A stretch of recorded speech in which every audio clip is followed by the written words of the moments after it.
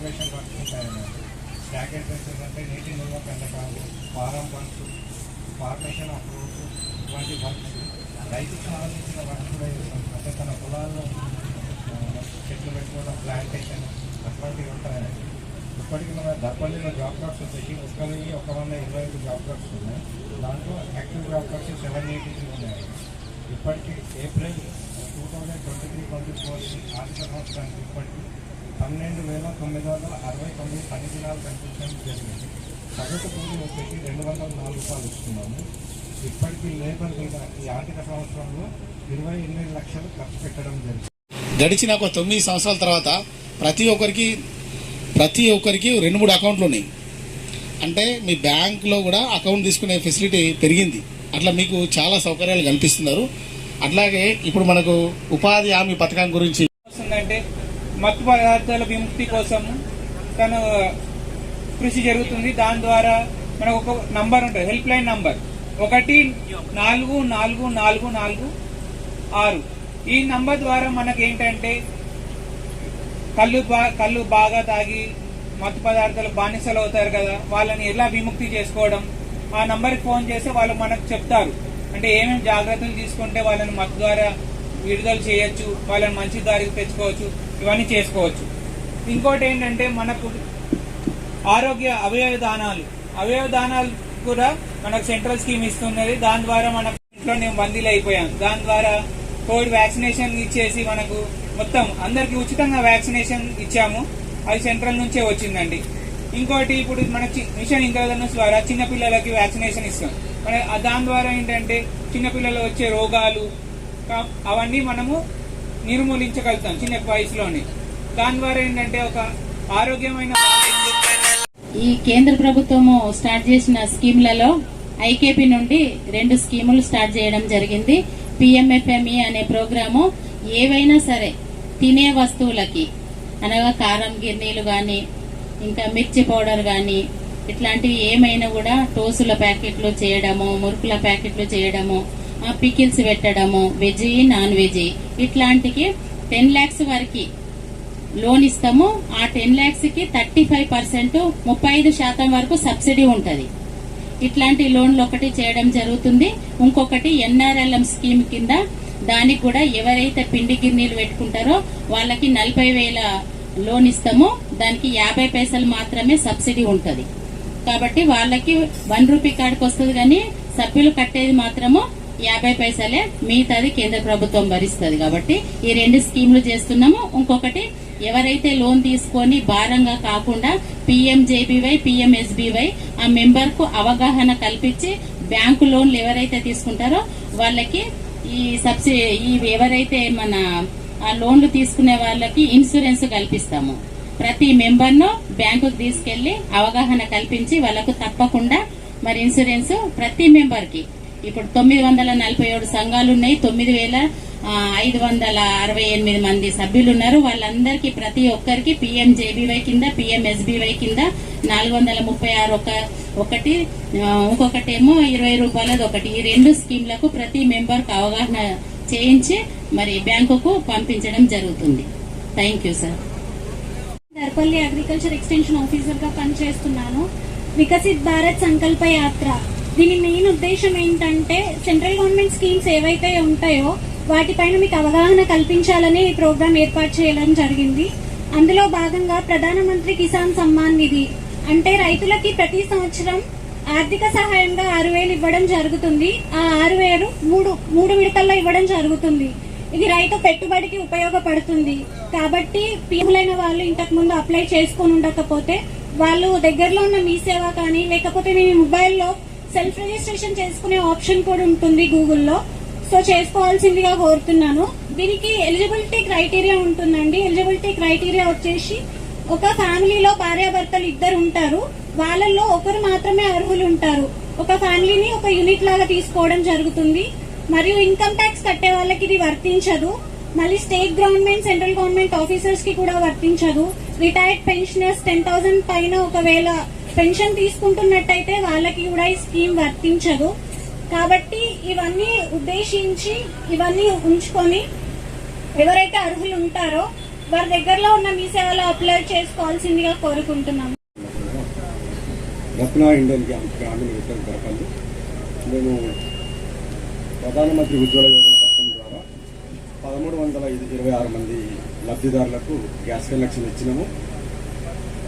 ఇంకా మళ్ళీ కావాలనుకున్న వాళ్ళకు కూడా అప్లై చేసుకోవచ్చు, ఇస్తాము. Aadhaar card, ration card, bank ఖాతా 3 ఫోటో. Thank you. చేసిన ఎంపీడీఓ గారికి మరియు మండల స్థాయి అధికారులకు మరియు గ్రామ ప్రజలకు, నాయకులకు, పత్రికా విలేకరులందరికీ స్వాగతం. మనకు కేంద్ర ప్రభుత్వము, రాష్ట్ర ప్రభుత్వము ఇవి రెండు తర్వాత కింది స్థాయిలో ఉండేదే గ్రామ పంచాయతీ, స్థానిక ప్రభుత్వం. అంటే 3 ప్రభుత్వాలు ఉంటాయి.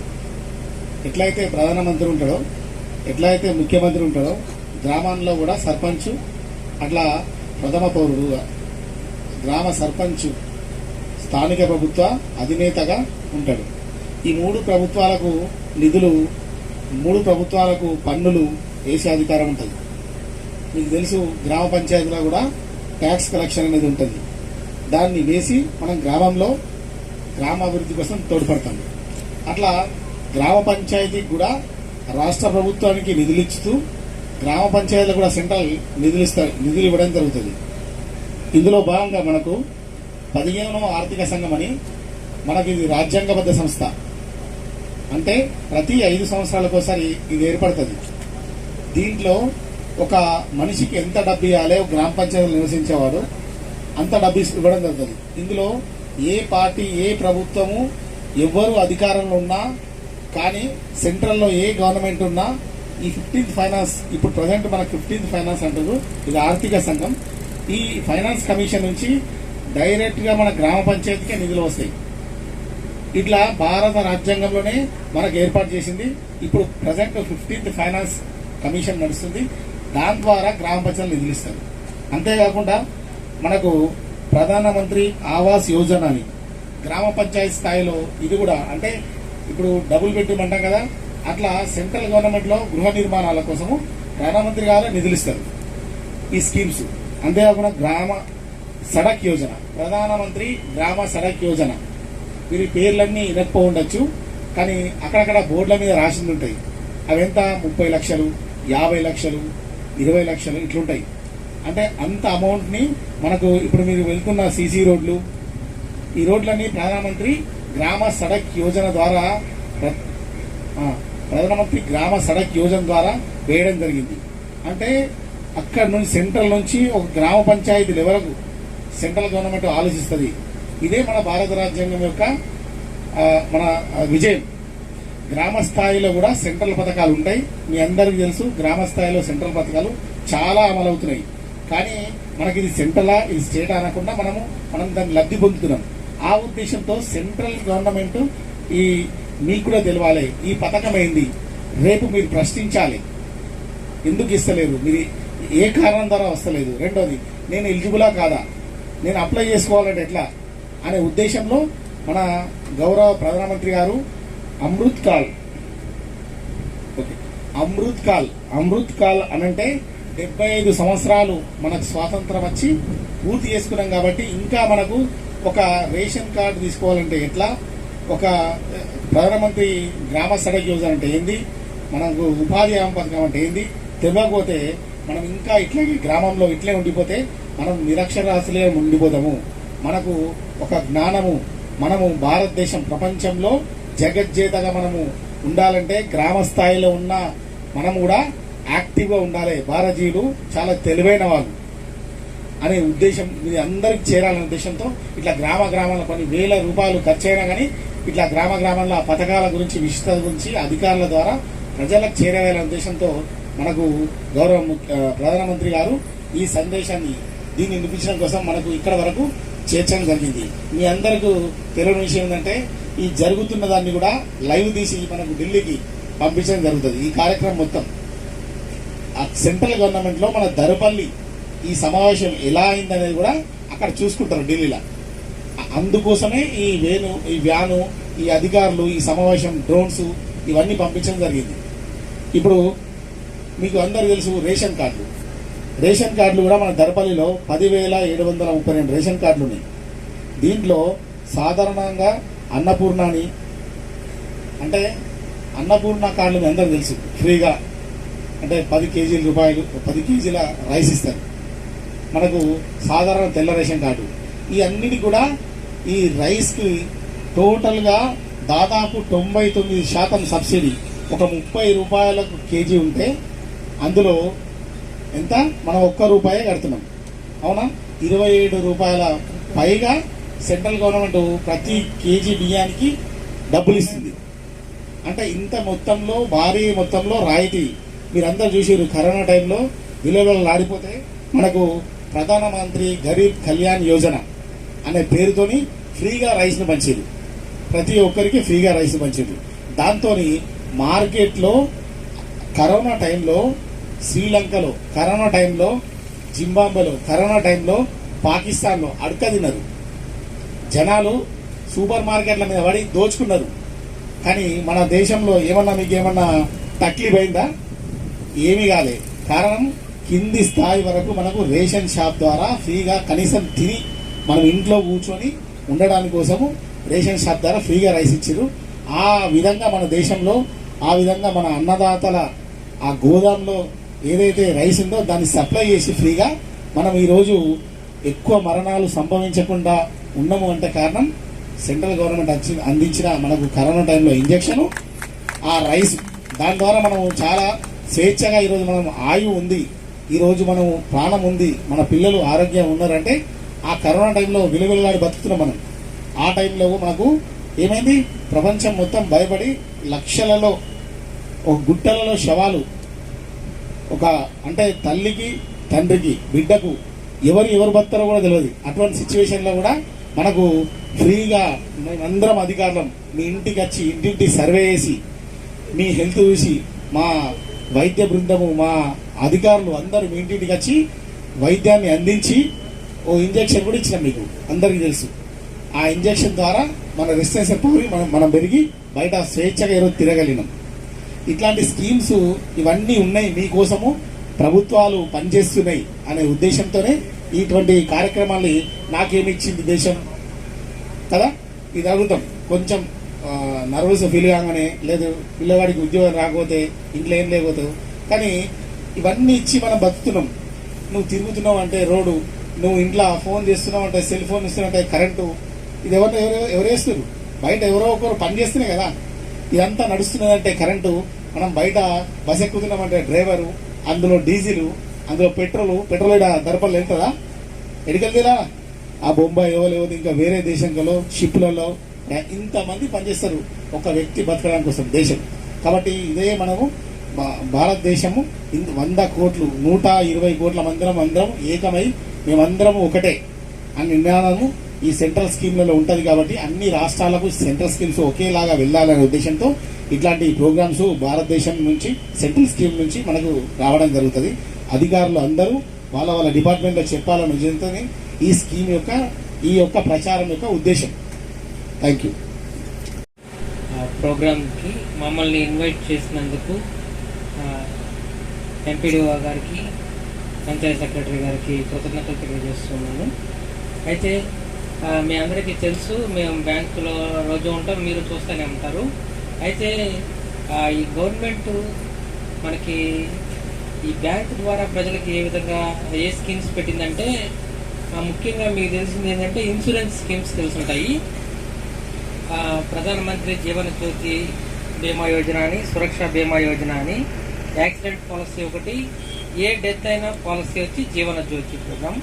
అందరూ ఎన్రోల్ అయి ఉంటారు. ఎన్రోల్ కాని వాళ్ళు కస్టమర్ సర్వీస్ పాయింట్లు ఉంటాయి, లేదా బ్యాంకును అప్రోచ్ అయ్యి మీరు నమోదు చేసుకోవచ్చు. ఇంకా డిపాజిట్ స్కీమ్లో ఈ మధ్య రీసెంట్గా పెట్టిన స్కీమ్ వచ్చేసి మహిళా సమ్మన్ సేవింగ్స్ అనే ప్రోగ్రామ్ అదొక స్కీమ్ పెట్టారు. 7.8% అది ఇంట్రెస్ట్ రేట్ ఉంటుంది. ఫిక్స్డ్ డిపాజిట్ కంటే కూడా ఎక్కువ, ఓన్లీ లేడీస్కి మాత్రమే అది 7.8% ఉంటుంది. 2 years అదొక డిపాజిట్ స్కీము. ఇంకా అడ్వాన్స్లో అయితే లోన్ సెక్షన్లో అయితే ఎన్నో చేసి ఉన్నారు. ముఖ్యంగా ఈ ఉద్యమ రిజిస్ట్రేషన్ సర్టిఫికేట్ అనేది చాలా గొప్ప విప్లవం. నిజంగా ఎంతో కష్టపడతా ఉన్నారు లోన్లు తీసుకోవడానికి కరెంట్ అకౌంట్ కస్టమర్స్. ఇప్పుడు ఆ మీ సేవల్లోనే వాళ్ళు సింపుల్గా రిజిస్ట్రేషన్ సర్టిఫికేట్ తీసుకొని కరెంట్ అకౌంట్ ఓపెన్ చేసుకొని సీసీ ఆ ముద్ర లోన్కి వారు ఎలిజిబుల్గా రావచ్చు. చాలా గొప్ప విప్లవం అది లోన్ సెక్షన్లో. కాబట్టి నేను ఈ 3 చెప్పదలుచుకున్నాను. ఈ సమయం ఇచ్చినందుకు నాకు చాలా మీకు కృతజ్ఞతలు తెలియజేస్తున్నాను. రోడ్డు అంటే ప్రధానమంత్రి గ్రామీణ సడక్ యోజన అటువంటి రోడ్డు, అది అటల్ బిహారీ వాజ్పేయి గారు ఆయన గవర్నమెంట్ ఉన్నప్పుడు 96-98లో స్టార్ట్ చేయడం జరిగింది. నిజంగా ప్రతి స్కీమ్ కూడా మా గవర్నమెంట్ నిజంగా అంటే గ్రామ పంచాయతీ, మండల పరిషత్, జిల్లా పరిషత్, మున్సిపాలిటీలకు కూడా 15 ఫైనాన్స్ 14 ఫైనాన్స్ అనే స్కీమ్ కింద శానిటేషన్ అండ్ డ్రింకింగ్ వాటర్ కొరకు సంవత్సరానికి కొన్ని కోట్ల రూపాయలు, మా మండలానికి దాదాపు 30 లక్షల వరకు వస్తాయి సంవత్సరానికి. ఎవ్రీ ఇయర్ అంటే 5 సంవత్సరాలకు ఒక ఆర్థిక ప్రణాళిక సంఘం ఉంటుంది, 5 సంవత్సరాలకు ఒక ఫైనాన్స్ కమిషన్ ఉంటుంది, 15 ఫైనాన్స్ కమిషన్.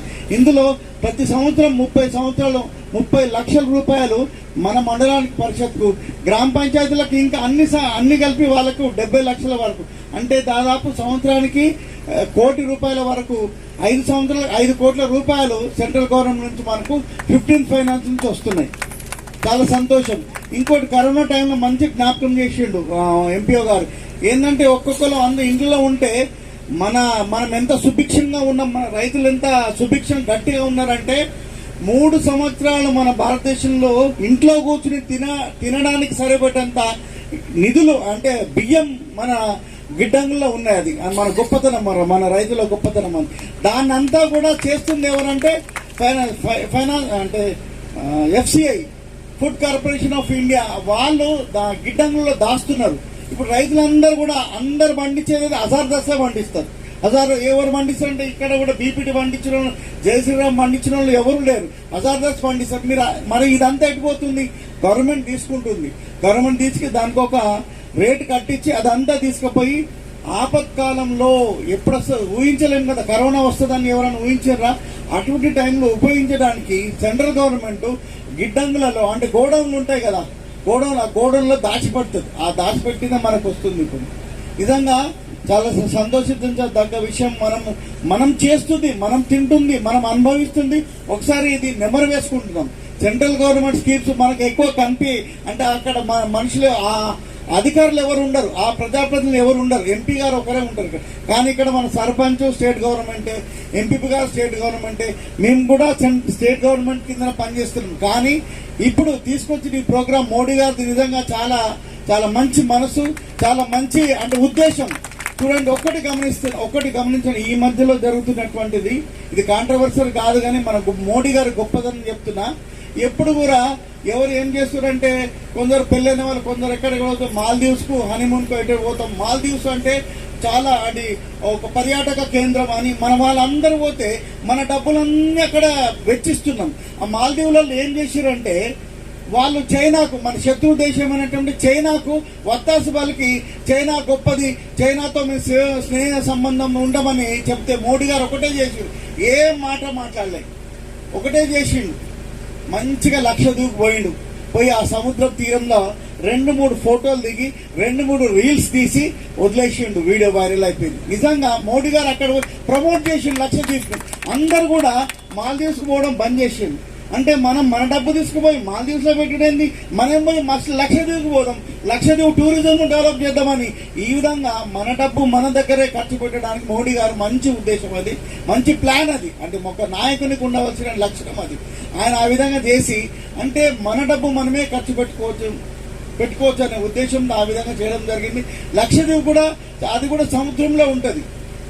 సముద్రం అక్కడ పోయి మనం మంచిగా ఆహ్లాదకరంగా ప్రకృతిని ఎంజాయ్ చేయొచ్చు. ఆ విధంగా చేయడం జరిగింది. ప్రతి స్కీమ్ ఇప్పుడు చూడండి, నేను 97 అంశాలు అన్నా, 66 అంశాలు, 47 అంశాలు, ఇవే కాకుండా ప్రతి స్కీమ్ లో సెంట్రల్ గవర్నమెంట్ వాటా ఉంటుంది. పెన్షన్ లో కూడా వాటా ఉంటుంది, సెంట్రల్ గవర్నమెంట్ వాటా ఉంటుంది. కాబట్టి ప్రజలందరూ కూడా సెంట్రల్ గవర్నమెంట్ కాదు, స్టేట్ గవర్నమెంట్ కాదు, అది ఎవరిది, మళ్ళీ ప్రజలది.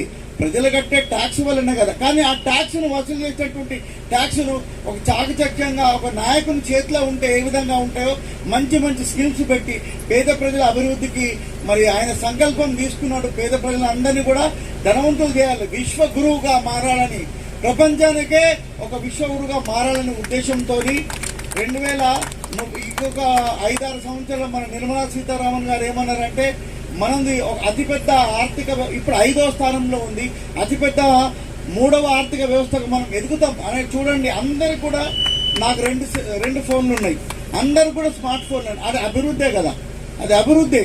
అంటే ఇంట్లో కూడా అందరికి అప్పుడు ఆ మధ్య IHHL కట్టించడం. నేను 2015, 16, 17లో ప్రతి సంవత్సరం నాకు అవార్డు వచ్చేది. దేంట్లో అంటే IHHL కట్టింది, అవి కూడా సెంట్రల్ గవర్నమెంట్ స్కీమ్స్.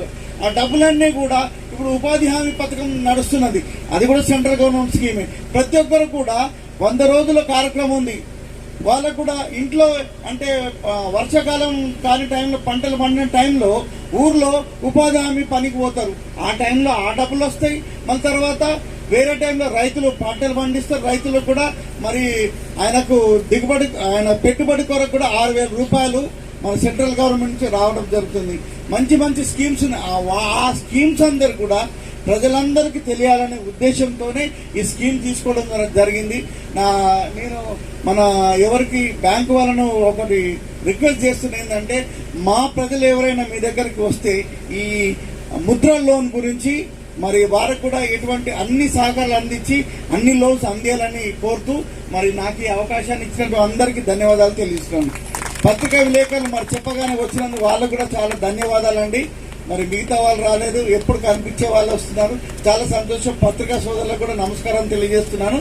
మరియు ఎవరైనా మరి ఇది అందరు కూడా మీరు ఎవరైనా లబ్ధిదారులు ఉంటే వచ్చి మాట్లాడొచ్చమ్మా.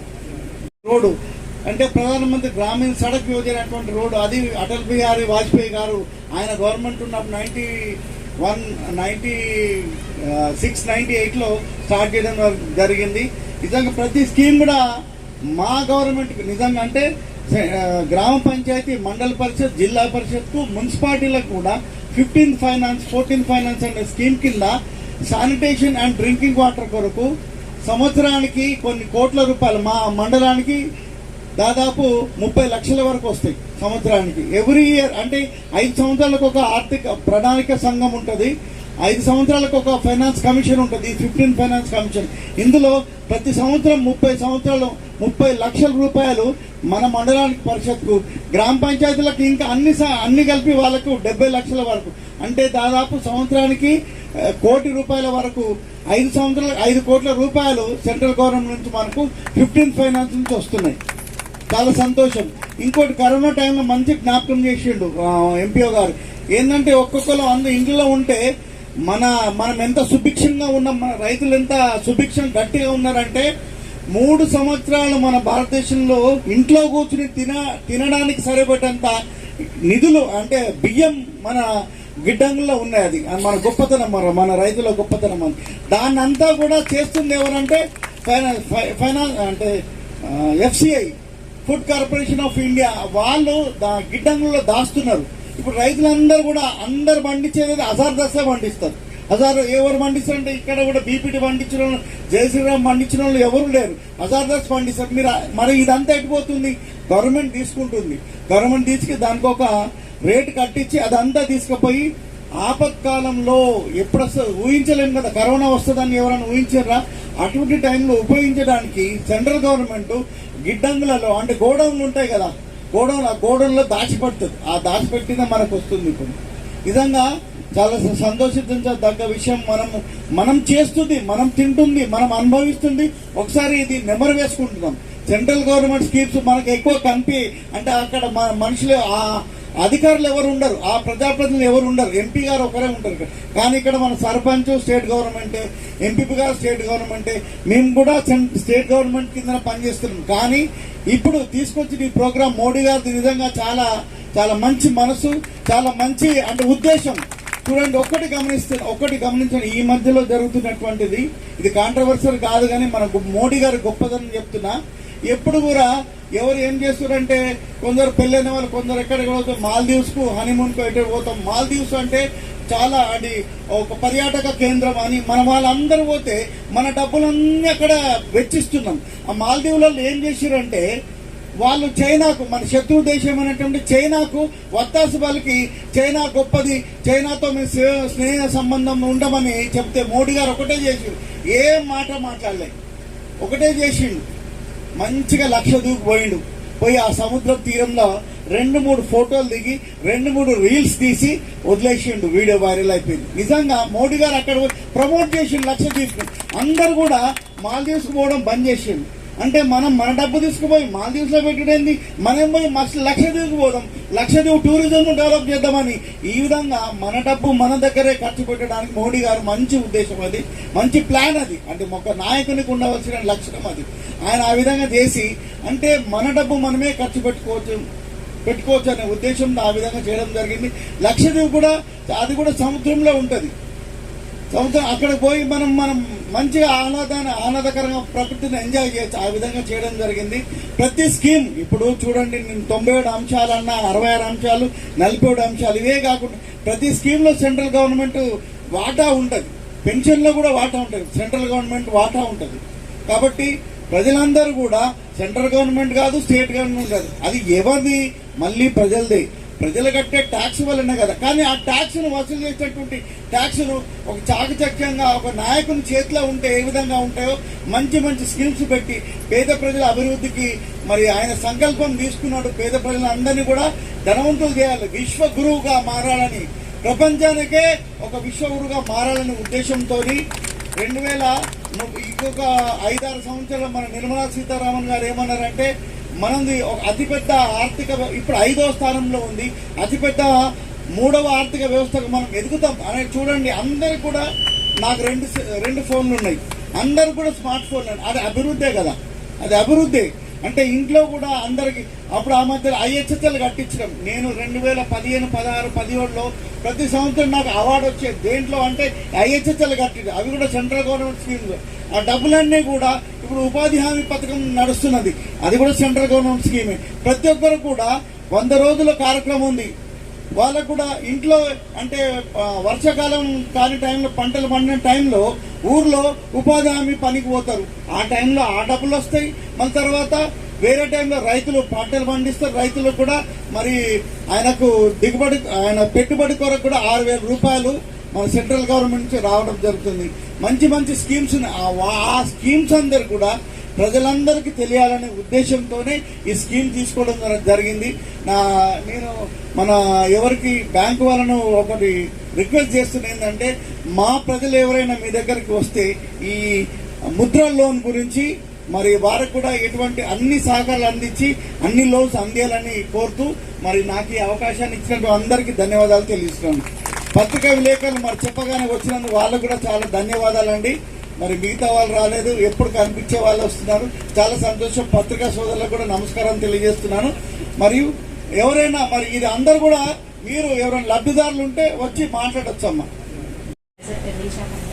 మీకు పిఎం ప్రణామ్ స్కీమ్ గురించి చెప్పడానికి వచ్చామన్నమాట. పిఎం ప్రణామ్ స్కీమ్ ఏంటంటే భూమి పునరుద్ధరణ, మెరుగుదల, అవగాహన కార్యక్రమం అన్నమాట. ప్రస్తుతం మనం పంట పొలాల్లో అధిక దిగుబడుల కోసం ఎక్కువ ఎరువులు, రసాయన ఎరువులు వాడుతున్నాం కదా. దానివల్ల భూమిలో సామర్థ్యత, సారం తగ్గిపోతుంది. అలాగే పోషక లోపాలు కూడా వస్తున్నాయి. ఎక్కువ మోతాదులో రసాయన ఎరువులు వాడుకోవడం వల్ల ఏంటంటే భూమి కలుషితంగా తయారవుతుంది. దాని ద్వారా వచ్చే ఆహారం మనం తీసుకోవడం వల్ల మనకి కూడా చాలా అనారోగ్య సమస్యలు వస్తున్నాయి. ముందుగా క్యాన్సర్ చాలా పెద్ద డిసీజ్ అండి ఇది. అందుకే కొంచెం రసాయన ఎరువులు తగ్గించుకొని వాడడం. అలాగే చర్మ సమస్యలు కూడా వస్తున్నాయి, సోరియాసిస్ లాంటివి.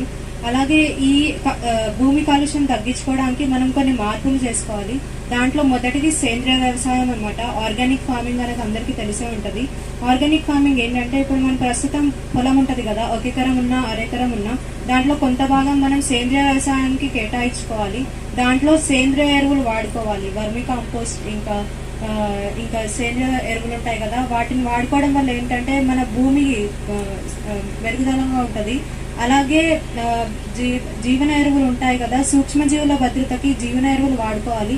ఎందుకంటే మనం పొలాలకి ఏ ఎరువులు వేసినా కూడా సూక్ష్మజీవులు అనేవి ఆ ఎరువులోని పోషకాలు తీసుకొని మొక్కలకి అందజేయడంలో తోడ్పడతాయి.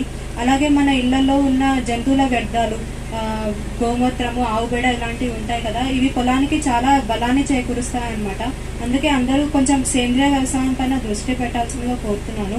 అలాగే మట్టి నమూనా పరీక్ష, మీ పొలంలో ఉన్న మట్టిని శాంపుల్ తీసుకొని సాయిల్ టెస్టింగ్ ల్యాబ్లో మీకు పరీక్షకి ఇస్తే మీకు ఒక కార్డు ఇస్తారు. దాంట్లో మీ పొలాల్లో ఏ పోషక లోపాలు ఉన్నాయో దానిపైన తెలియజేస్తారనమాట. దాన్ని బట్టి మనం ఎరువులు కూడా సమతుల్యంగా వాడుకోవచ్చు. అలాగే మనకి సెంట్రల్ గవర్నమెంట్ ప్రభుత్వం వారు నానో యూరియా అనేది అందుబాటులోకి తెచ్చారు. ఇది మన యూరియా లాగానే నత్రజని అందిస్తుంది మొక్కలకి. ఏంటంటే యూరియా గుళికల రూపంలో ఉంటుంది కదా, ఇది లిక్విడ్ రూపంలో ఉంటుంది అనమాట. ఇది 500 ml. ఇది యూరియా బ్యాగ్ కన్నా చాలా కాస్ట్ తక్కువ. యూరియా బ్యాగ్ వచ్చేసి మనకి సబ్సిడీ పోగా 285 రూపీస్కి వస్తుంది కదా, ఇది 225 రూపీస్కి వస్తుంది అనమాట. ఇది మనం ఎంత తక్కువ మొత్తాల్లో వేసినా మనకు ఎక్కువ దిగుబడి వస్తుంది. ఎందుకంటే యూరియా గుళికల వల్ల మనం వేసిన కొన్ని రోజులకి అది ఇస్తుంది. ఇది ఏ కీటకనాశనితో కలిపి మనం పిచికారీ చేసుకున్నా కూడా అది కావాల్సినప్పుడు మనకి నత్రజని అనేది మొక్కలకు అందిస్తుంది అనమాట. ఇది ఏ సమయంలో వాడుకోవాలంటే పొద్దున లేదా సాయంత్రం వేసుకోవాలి. సూర్యరశ్మి ఇంకా గాలి తక్కువగా ఉన్న సమయంలో వేసుకోవాలి. అలాగే ఇది 2 to 4% నానో యూరియా తీసుకొని 1 లీటర్ నీటిలో పిచికారీ చేసుకొని మనం పొలానికి కలుపుకొని పొలానికి పిచికారీ చేసుకోవాలన్నమాట. అలాగే మేము ఇక్కడ డ్రోన్ కూడా డిస్ప్లే చేసాము. ఇది పొలానికి పిచికారీ చేసుకోవడానికి ఉపయోగపడుతుంది అనమాట. మీరందరూ పొలాలకి పిచికారీ డబ్బాలు తీసుకెళ్తారు కదా, అది ఒక్కొక్కటి వచ్చేసి 20 లీటర్స్ కెపాసిటీ ఉంటుంది. అదేంటంటే అది 20 లీటర్స్ కెపాసిటీ మీరు 6 to 7 రీఫిల్స్ అంటే నింపుకుంటూ ఉంటారు కదా. ఇది వచ్చేసి ఏంటంటే మనకి 10 నుంచి 15 నిమిషాల్లో 1 ఎకరం కొట్టేస్తుంది. ఆ పిచికారీ డబ్బాలతో మీరు గంట కన్నా ఎక్కువ సమయమే పట్టిద్ది. దీనివల్ల మనకి సమయము, ఖర్చు కూడా తగ్గిద్ది అనమాట. ఒకవేళ డ్రోన్ అందరూ కొనుగోలు చేసుకోలేరు అంటే ఎవరిని ఉద్దేశించి అనట్లేదు, చెప్తున్నాను మామూలుగా, కొనుగోలు చేసుకోలేని పక్షంలో